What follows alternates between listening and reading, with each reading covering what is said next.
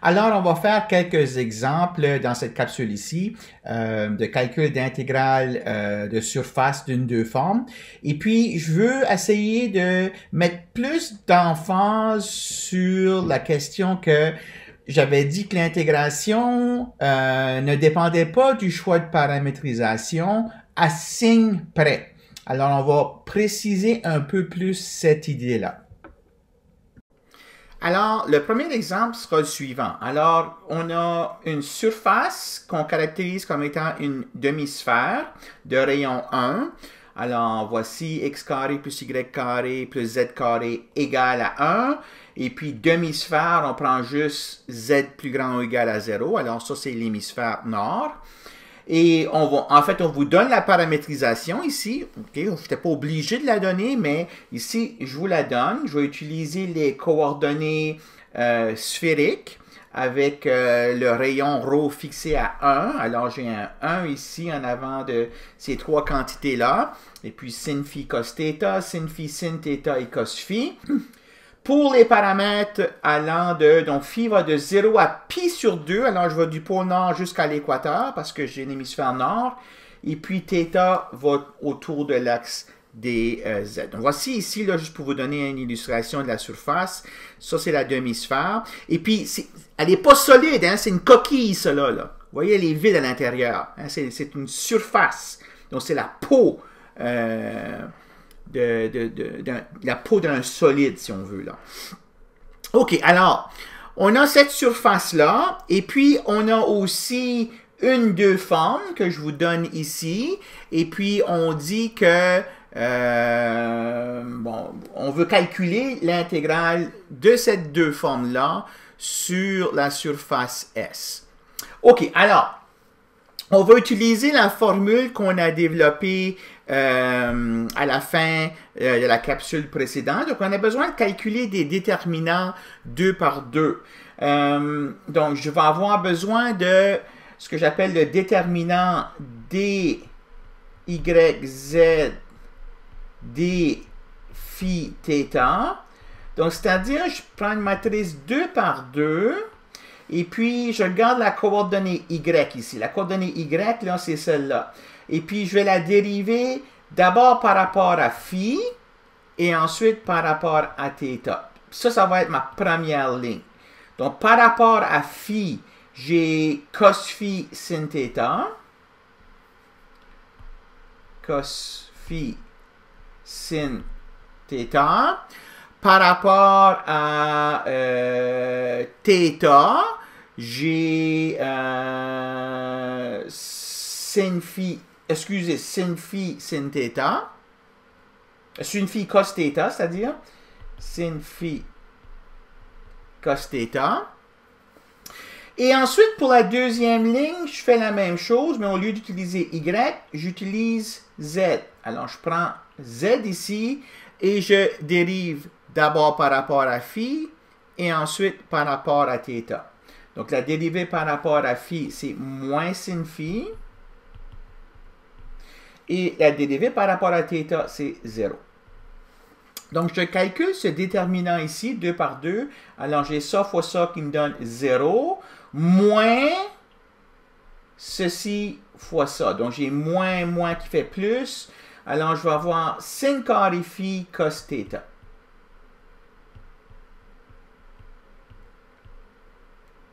Donc, ça, c'est le premier terme déterminant que j'ai besoin. Ensuite, je vais avoir besoin de dzx, d phi θ. Donc, je fais le même calcul. J'ai un déterminant 2 par 2 ici, mais je vais dériver dans la première ligne ceci par rapport à phi et θ. Et ensuite, dans la deuxième ligne, je vais dériver ceci par rapport à phi et θ. Alors, je vous donne tout simplement le résultat ici. Il y a un des calculs qu'on a déjà fait. Hein, donc, je vais avoir ici moins sin phi 0. Hein, c'est la même ligne qu'on avait calculée ici, sauf qu'au lieu d'être en deuxième ligne, est en première ligne parce que z vient en premier ici. Ensuite, je fais la même chose pour la coordonnée x. Je vais avoir cos phi cos θ. et moins sin phi sin θ.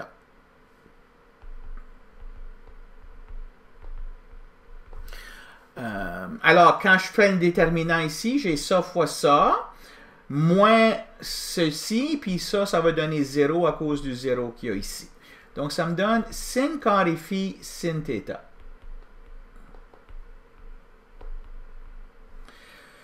Et puis, en dernier, j'ai besoin d'avoir dx, y, d phi θ. OK, donc, je prends dérivé de ceci par rapport à phi θ dans la première ligne et dérivé de ceci par rapport à phi θ dans la deuxième ligne. Alors, encore une fois, ici, je vous donne tout simplement les résultats. Vous pouvez faire les calculs. Cos phi, cos θ, moins sin phi, sin θ. Cos phi, sin θ. Et puis sin phi, cos θ. Alors, je calcule le déterminant 2 par 2. J'obtiens sin phi cos phi en facteur commun. Sin phi cos phi, là, il apparaît dans ce produit ici, puis il apparaît dans ce produit ici aussi. Donc, j'ai un facteur commun sin phi cos phi fois, puis l'autre terme, ça va être cos carré θ plus sin carré θ qui vaut 1. Donc, tout ceci, ça se simplifie à sin phi cos phi. Donc, j'ai fait ces calculs-là parce que j'ai besoin de calculer ce que j'avais appelé le tiré en arrière. Donc, le tiré en arrière est donc égal à quoi? Bon, j'ai besoin de regarder maintenant la une forme. Hein? Donc, la une forme est ici. Puis, j'ai besoin d'identifier les coefficients A1, A2 et A3. Alors, A1, c'est ce qui multiplie dy, dz. Ça, c'est A1. A2, c'est ce qui multiplie dz, dx. Puis A3, c'est ce qui multiplie dx, dy. Toujours dans cet ordre-là. Okay? Donc, dy, dz correspond à A1, dz, dx correspond à A2, puis dx, dy correspond à A3. C'est toujours dans cet ordre-là. Donc, je dois prendre maintenant le coefficient A1 et puis l'évaluer sur la surface. Hein? Donc, je vais l'écrire au long avant de remplacer ici. Donc, je vais avoir A1 de phi θ, puis je vais multiplier ensuite donc le dy, dz que j'avais ici. Je vais le convertir en produit d phi dθ, mais il faut que je corrige par ce facteur ici. OK, alors je vais avoir fois sin carré, j'avais quoi? Sin carré phi cos θ, fois sin carré phi cos θ, plus A2 de phi θ, puis je vais multiplier maintenant par ce facteur correcteur ici, sin carré phi sin θ.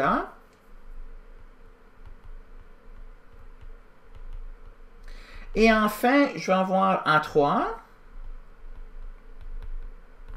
qui va multiplier ce facteur ici, sin phi cos phi. Tout ça multiplie des phi produit dθ. Alors ça, c'est le tiré en arrière. OK? Je continue. Donc, égal. Alors ici, je vais prendre chacune des fonctions ici, A1, A2 et A3. Hein, qui sont ici, A1, A2 et A3. Et je vais remplacer X par ça. Je vais remplacer Y par ceci. Et puis, je vais remplacer Z par ça. Okay, donc, quand je fais ça, j'obtiens, donc, je vais avoir moins Y ici. Alors, j'ai moins sin phi sin θ. Donc, ça va être moins sin phi sin θ fois sin carré phi cos θ. Donc, j'ai moins sin phi sin θ fois sin carré phi cos θ. Ensuite, A2 c'est x. Alors, je remplace ce x ici par sin phi cos θ, donc plus sin phi cos θ fois ce facteur ici, sin carré phi sin θ.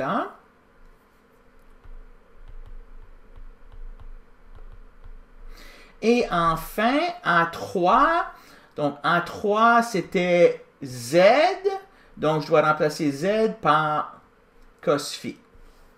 Donc plus cos phi fois ce terme ici, sin phi cos phi.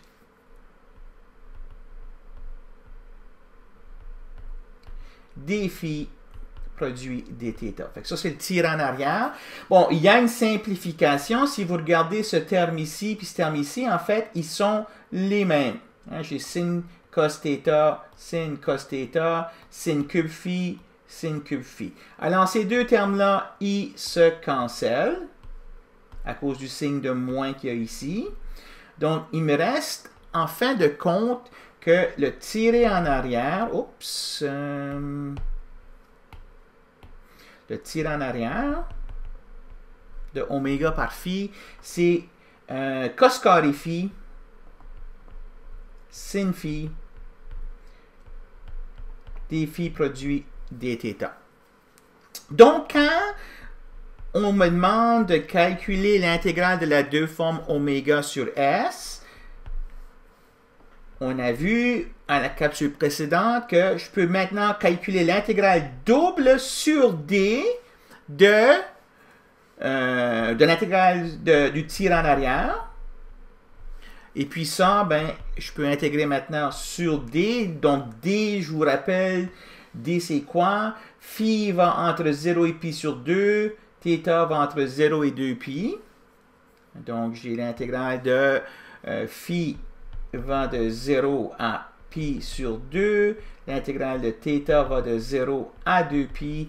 Et puis, j'intègre cos carré phi sin phi. Hein. J'intègre le coefficient ici. Dθ d phi. Donc là, maintenant, ça s'évalue facilement. Un simple changement de variable, poser U égale à cos phi, du c'est moins sin phi d phi. Alors ça va être facile là, à intégrer. Vous devriez obtenir comme réponse au bout du calcul pi. Donc je vous laisse le soin de terminer le calcul. Ok, donc c'est comme ça qu'on fait ce genre de calcul d'intégrale de surface d'une deux formes. Okay? C'est assez long parce qu'on doit calculer ces déterminants ici. Là. Mais moi, un conseil que j'aurais à vous donner, là, c'est que, bon, on va avoir plusieurs problèmes à faire avec des sphères. OK? Et puis, si on décide d'utiliser les coordonnées sphériques, comme j'ai fait ici, ces calculs ici, là, ils ne changeront jamais. Okay? On va toujours avoir que x égale à 6. Il peut y avoir un facteur R en avant, qu'il faut qu'on change le calcul un peu, là. Mais ces déterminants ici là, seront toujours les mêmes. Hein? Donc, peut-être les mémoriser là, pour vous épargner un petit peu plus de temps, mais à chaque fois qu'on va utiliser les coordonnées sphériques, on va toujours répéter les mêmes calculs. Okay? Alors, voilà pour cet exemple-là. Je veux en faire un deuxième. Cette fois-ci, la surface, ça va être un plan. Donc, le plan d'équation est donné. Et puis, j'ai les bornes sur X et sur Y. J'ai deux formes. Et puis, je veux que vous calculiez l'intégrale sur S de ces deux formes ici de deux manières. On va paramétriser la surface de deux manières différentes. D'abord, je vais utiliser, je t'appellerai la paramétrisation naturelle ici, c'est-à-dire que je vais utiliser X comme paramètre U et puis Y comme paramètre V. Alors, je vais avoir X égale U, Y égale V, puis Z égale à l'équation du plan ici, mais avec X égale à U, puis Y égale à V. OK? Alors, ça, c'est une paramétrisation du plan. Mais, je peux aussi décider que, mais c'est pas X que je vais appeler U, c'est Y que je vais appeler U, puis X, je vais l'appeler V. Hein, ce sont juste des étiquettes. Hein? Alors, je peux décider que j'ai une deuxième paramétrisation.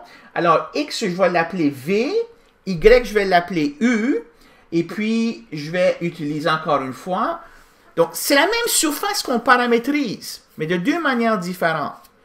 Puis, je veux que vous fassiez le calcul. On va faire le calcul de l'intégrale ici de ces deux formes-là en utilisant dans la partie A cette paramétrisation ici, puis dans la partie B cette paramétrisation ici. OK, dans la partie A, on a besoin encore une fois calculer les déterminants 3 par 3. Hein? Donc, je dois calculer D, Y, Z, D, U, V. Donc, je prends la paramétrisation ici, et je prends le Y et le Z, et puis je dérive par rapport à U et par rapport à V. Donc, la première ligne, c'est dérivé de ceci par rapport à U et par rapport à V. Donc, j'ai 0, 1. Et puis, la deuxième ligne, c'est la dérivée de ça par rapport à U et par rapport à V. Donc, 3 puis moins 1. 3 moins 1. Et ça me donne moins 3.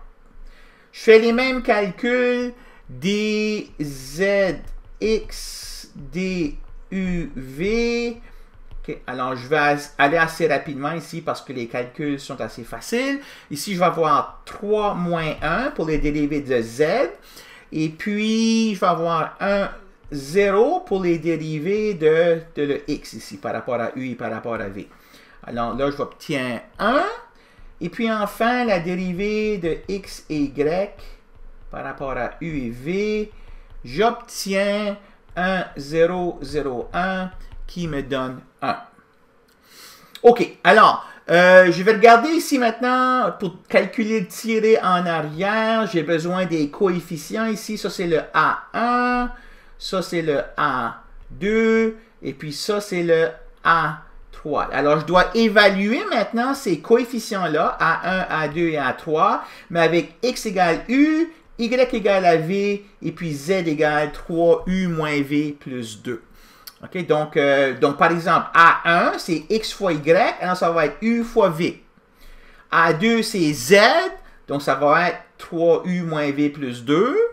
Puis A3, c'est moins X carré, donc ça va être moins U carré.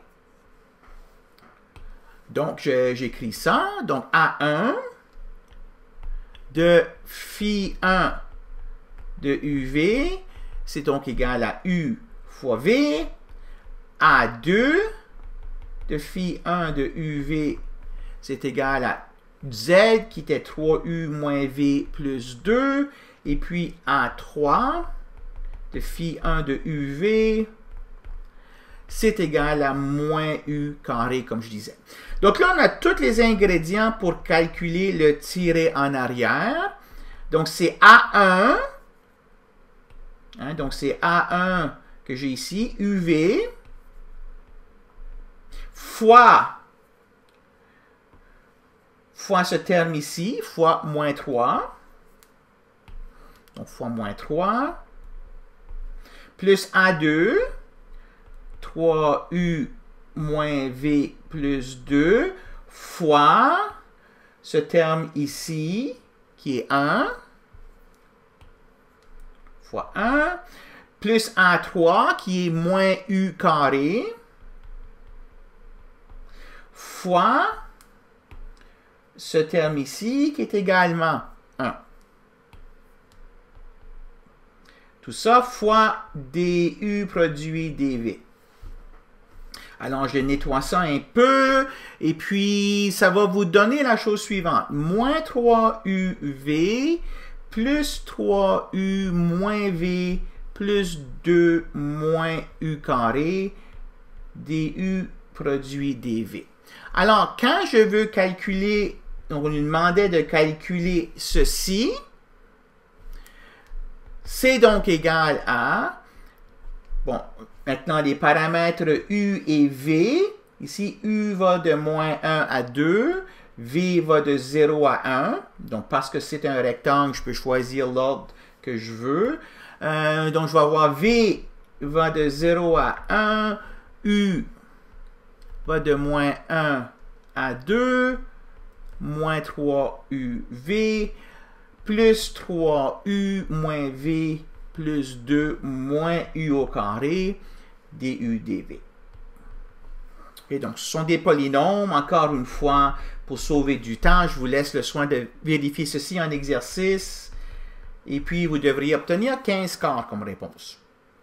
Donc, ça répond la question A ici. Donc, on a évalué l'intégrale de surface, OK, en utilisant cette paramétrisation ici. Hein. Donc, je ne vous ai pas montré la surface, mais c'est un plan. Hein. C'est pas compliqué, là.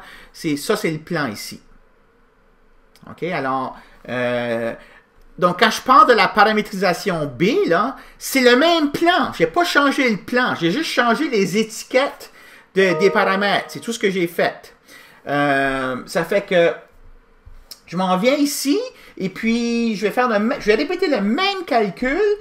Donc, tous les mêmes calculs que j'ai fait ici, sauf que je vais utiliser cette paramétrisation ici. OK? Alors, je ne le ferai pas au long avec vous. Je l'ai déjà préparé à l'avance. Je vous donne les résultats ici. Ce qui va changer essentiellement, ce sont les signes de ces trois déterminants ici. J'avais moins 3, 1 et 1. Alors, ce que j'obtiens ici, c'est 3, moins 1 et moins 1.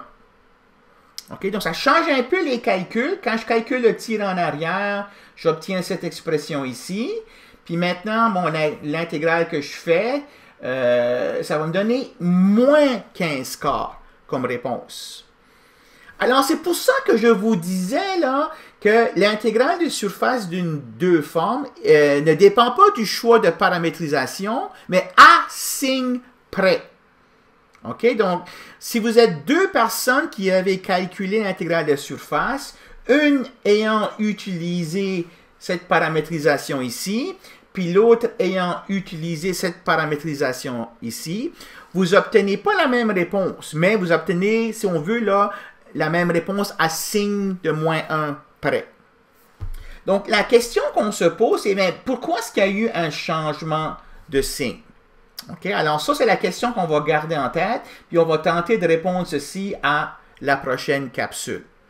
Donc, d'ici là, je vous encourage de faire des problèmes d'intégrale de surface de deux formes. Il y en a plein dans la liste d'exercices suggérés.